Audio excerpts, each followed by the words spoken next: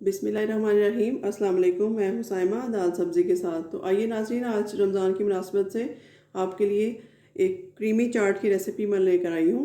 तो देखिए किस तरह से बनती है। बहुत आसान है। जो भी आपके पास फ्रूट हो वो आपने कट कर लेने हैं।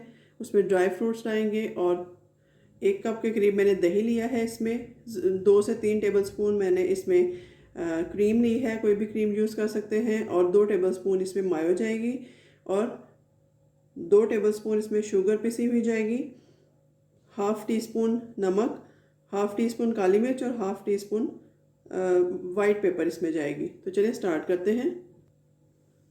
तो यहाँ पर देखिए मैंने 2 टेबलस्पून जो है वो शुगर पीस ली थी और हाफ़ टी स्पून नमक, हाफ़ टी स्पून काली मिर्च और half tea spoon white paper. सबसे पहले ये डाल देंगे इसमें दही में। 1 कप दही लिया है मैंने नेस्ले का, आप घर का भी ले सकते हैं, कोई प्रॉब्लम की बात नहीं है। तो चलिए इसको अच्छे से मिक्स कर लेते हैं। आइसिंग शुगर या पिसी हुई शुगर लेने का मतलब यही है कि वो जल्दी से डिज़ोल्व हो जाए। तो इसको मैं मिक्स कर लेती हूँ इस तरीके से। अगर आपको थोड़ी सी ज़रूरत लगे तो आप इसमें 2 से 3 टेबलस्पून दूध के भी ऐड कर सकते हैं। तो यहाँ देखिए मैं इसमें 2 से 3 टेबलस्पून मायो के ऐड करूँगी। मायो भी थोड़ी सी नमकीन होती है, इसलिए हमें ज़्यादा नमक डालने की ज़रूरत नहीं पड़ेगी। और अब यहाँ मैं क्रीम डालूँगी 2 से 3 टेबलस्पून। मिल्क पैक क्रीम है मेरे पास, ये डाल दूँगी। ये देखिए इस तरीके से मैंने सारी अच्छे से इसमें से निकाल ली है। आप किसी भी कंपनी की यूज़ कर सकते हैं। तो यहाँ पर सारा फ्रूट डाल दूँगी मैं इसमें 1 बाय 1।